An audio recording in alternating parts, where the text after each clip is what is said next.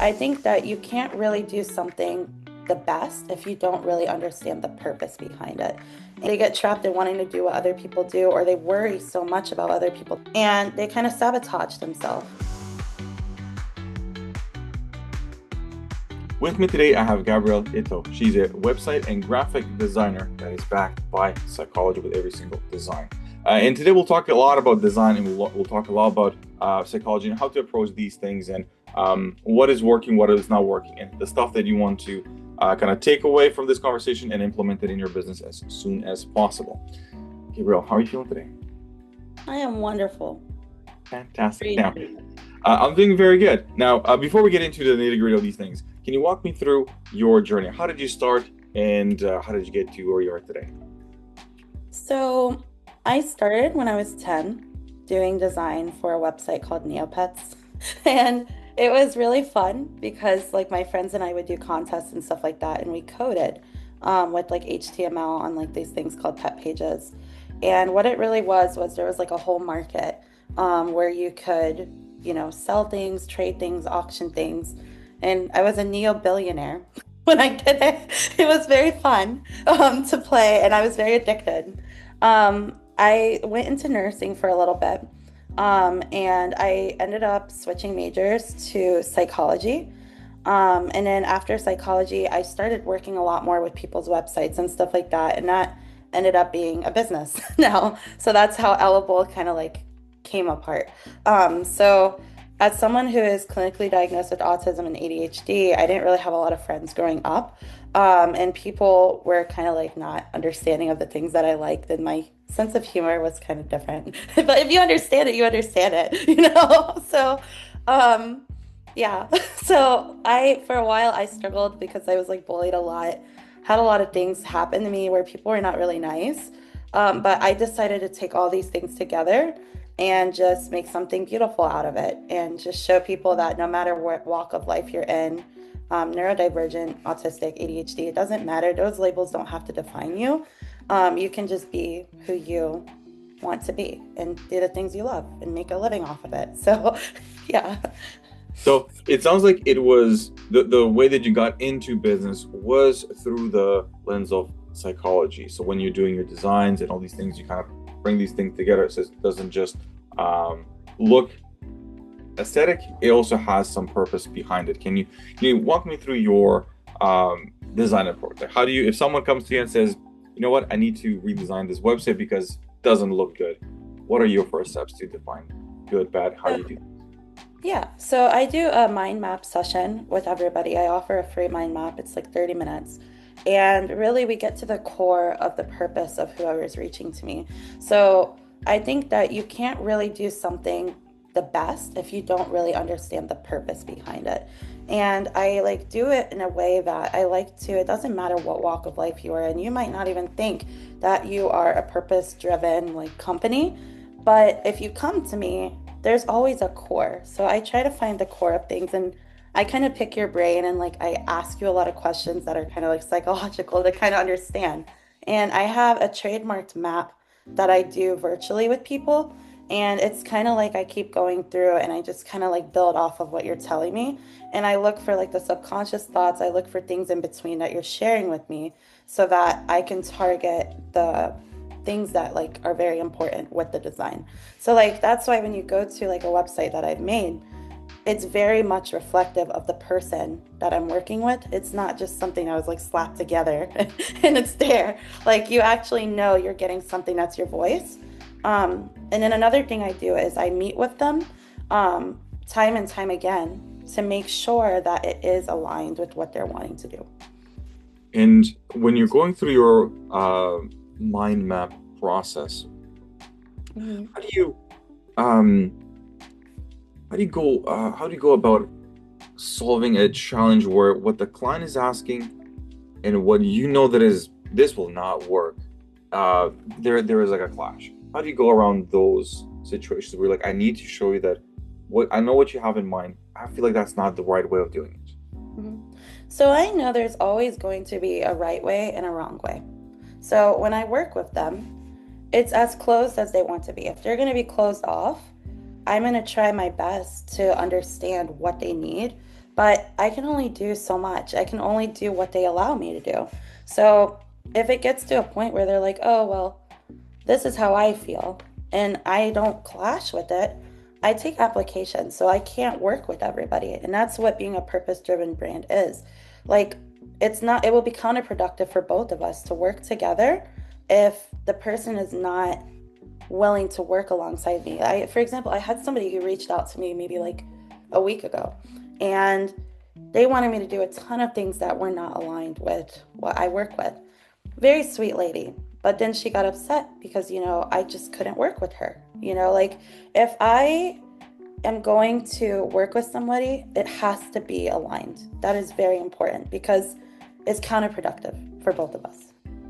It feels like you're saying that if someone is a business owner or organization, doesn't matter how big or small, if they're working with a design, graphic designer or web designer, make sure that both of you are in line. Otherwise, the one of the parties is just keep agreeing to stuff without really doing it, and then it does reflect in the design of a bunch of compromises and things slapped kind of together because both people were not aligned. Is that it? Yeah, yes, and that's why every single website I make, it like I sign my name on it, and I'm saying I stand by this.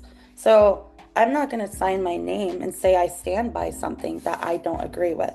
And that's why it's such an essential part of the process because that most designers that I know, I've not really met anyone that's doing it the way I do it. They just kind of like, oh, you pay them, you get a website. But with me, I have to have a meeting with you. I have to understand who you are because I want to understand so that I can implement the proper way. Now, when we're talking about implementing things the right way, when it comes to design, it's very objective. There is like no right way. How do you use design in a different way? Yeah. So when people think design, they think objective, but I bring a very subjective view into it. And that's with social emotional reciprocity and emotional intelligence. So when I'm speaking with people, the designs that I do, they're all, like I said, psychology based. So I'm studying the behavior. I'm looking. So a lot of people don't realize this, but when we do the mind map, I'm studying their behavior.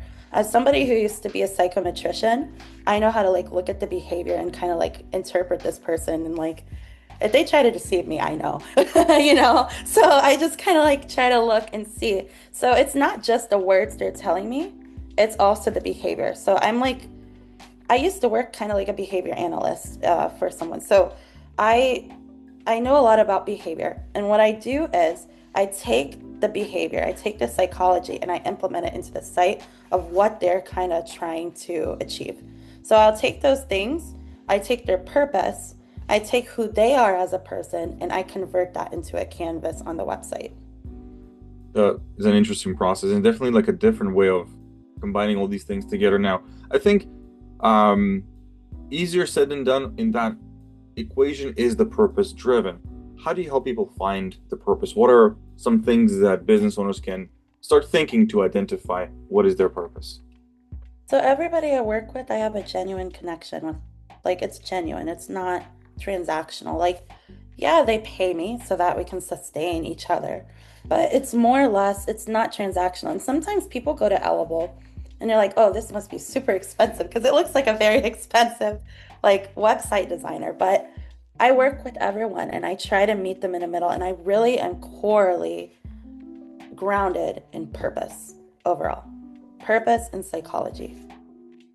And how would a business owner, like, how do you walk through someone to identify their purpose? Because they might come like, look, I know that what you're doing is fantastic, we're in alignment, but when it comes to the purpose, I don't know, they might give you like a superficial answers like $1 million in revenue. They might give you like a support my family, like very broad stroke. How does someone really find their purpose? What are the steps you do to help someone find their purpose? So everybody knows and has already kind of found it internally. It's a problem getting it on a canvas, I think.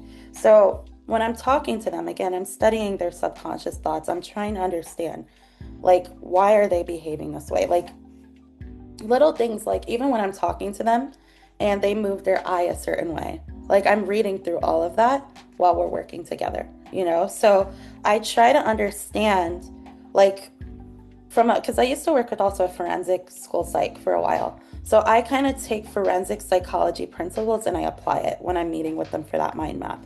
So the mind map session is really a core and understanding because we go through it's hard to explain. It's like a chart and it has step one, step two, step three. And as they're talking to me, I'm taking psychological notes to kind of understand where they are. Does that make sense? Yes, it's a Okay. process that you walk through someone. Through that process, they do discover their purpose. It's not like a formula. This equals that and be done with it. Exactly. Um, Hmm. Now that you got to the point where, let's say, someone called you, they talk with you, you have the mind map session, you're going in the right direction. You take the purpose, you shape it, and you give it back to the world. How does that look like? I throw it on a canvas. So a lot of people go and they use like a lot of tools and softwares to kind of like plan out their website. Once I have the purpose, I just go out and I put it on there. And then we together collaborate and I schedule upcoming meetings so that we can keep tweaking it until it's right where they're at.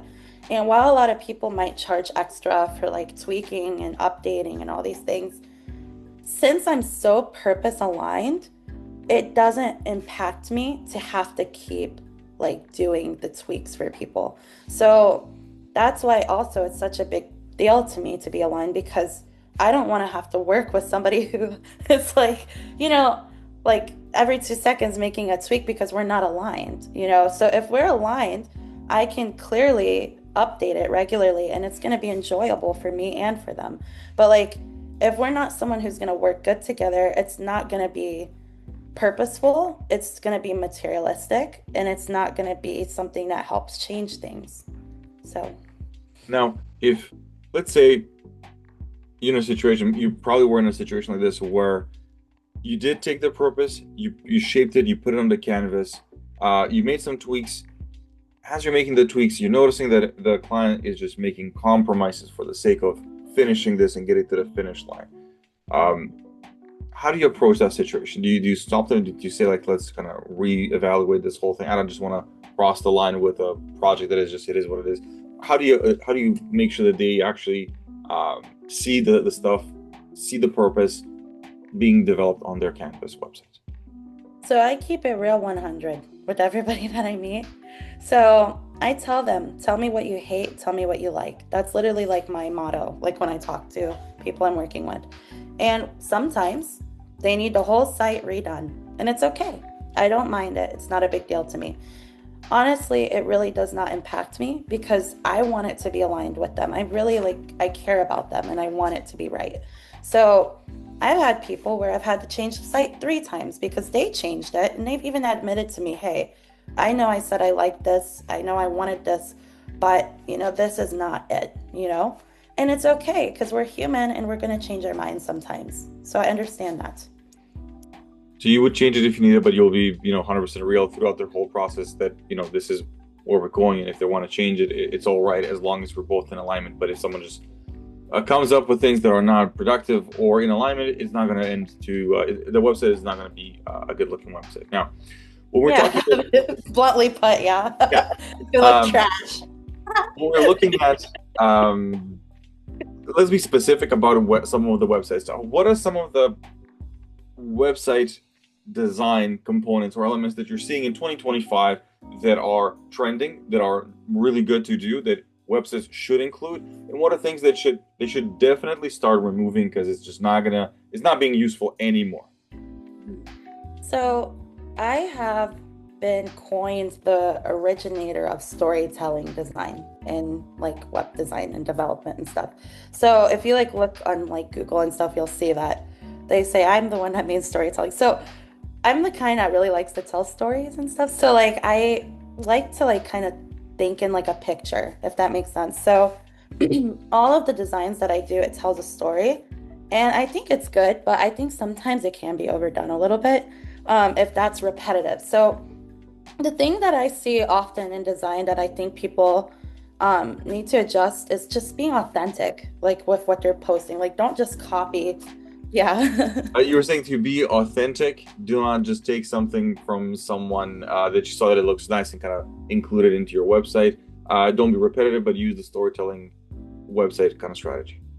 Yeah, but be authentic. Like, don't just do something because somebody else is doing it, or don't just, like, I'll see a bookkeeper, right? And they'll be like, oh, I want my site to look like this bookkeeper, but you're not that bookkeeper. You're a different bookkeeper. You have something that you have internally in you that was just in you that you can highlight on your website. And that's what part of being a brand strategist is too. So, I'm a brand strategist as well. So I do kind of both. It's a brand strategy, web design, and then a psychology component all merged together. Does make sense when you kind of bring them all together because you don't have to like chopping or starting in and gluing another piece to this whole puzzle. It feels like you're taking every website as a unique approach. It feels like you don't have like this is how a header section looks like.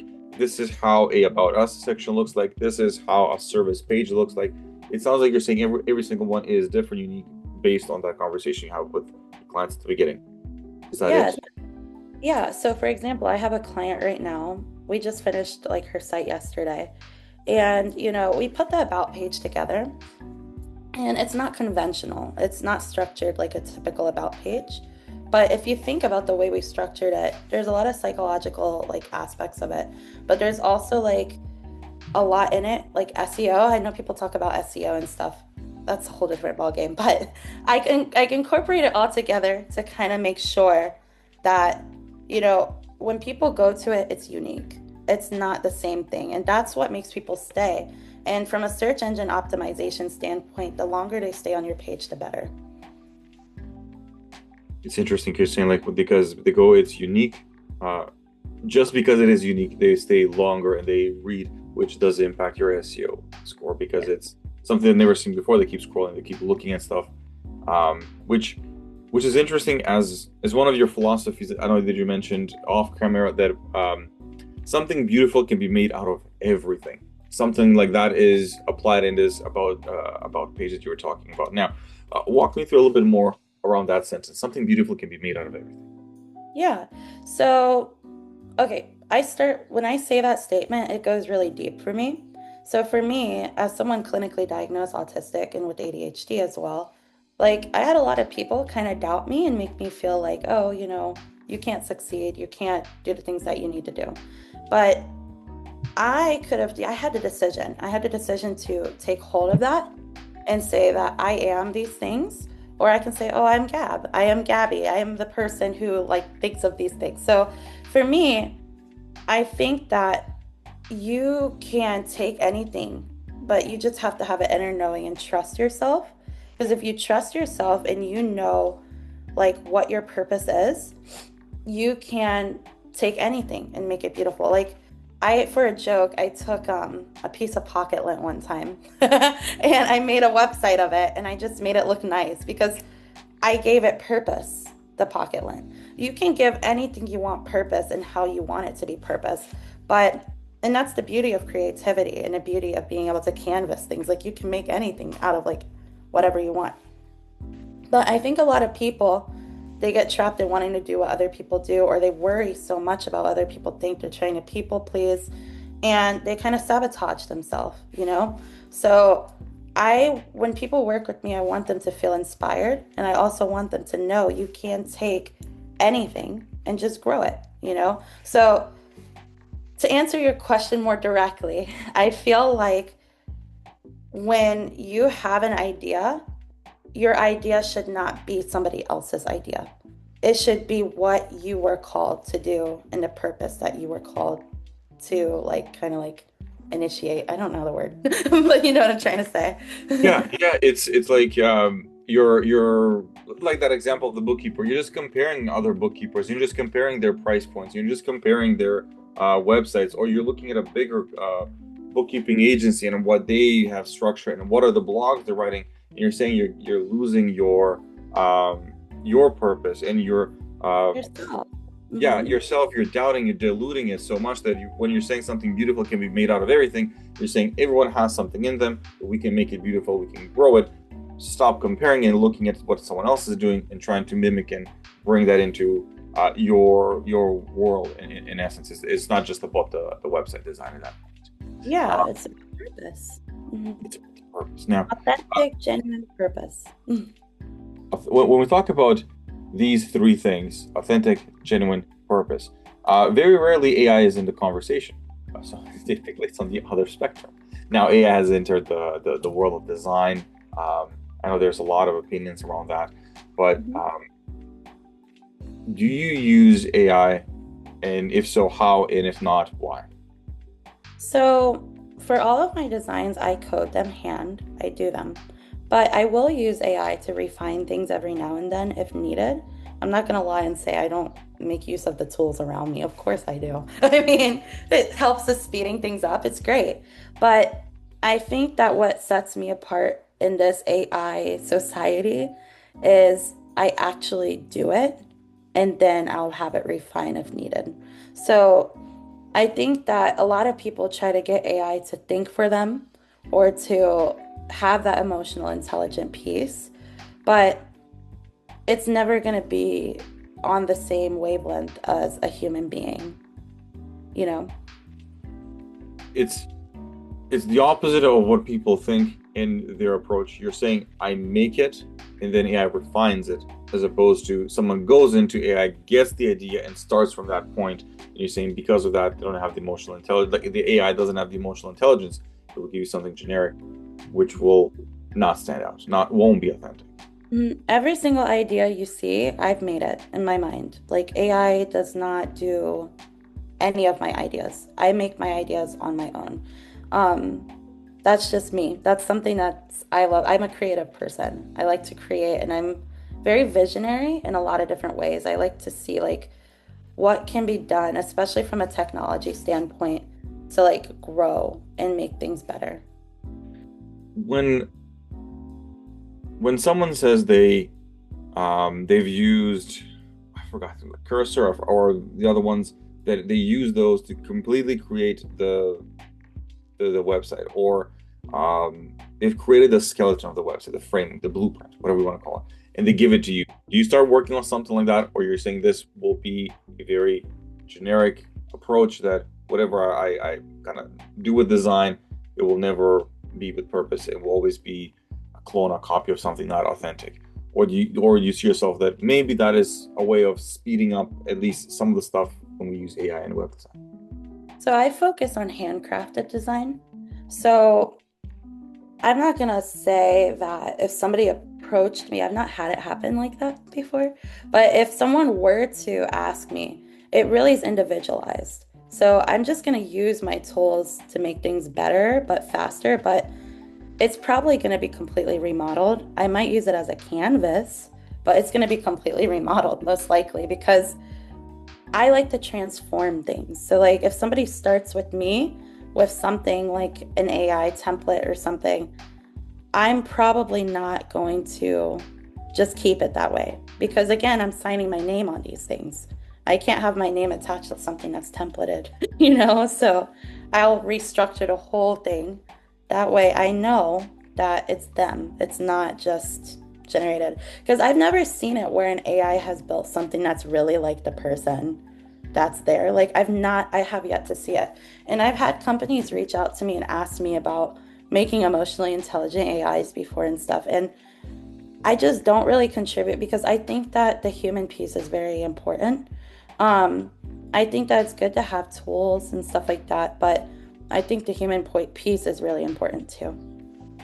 When we talk about the human piece in these things, it's important because I think small companies want to compete and they use AI as a level, as a scalability lever, where other companies use it as a efficiency. How much more can we generate? How much more can we do, depending on the size of the company? Now, when we're looking at the size of the company, something that you mentioned before was that the level of dreaming is huge. There's a huge difference between the level of dreaming in a big organization and a small business, and that kind of translates onto the website and your designs.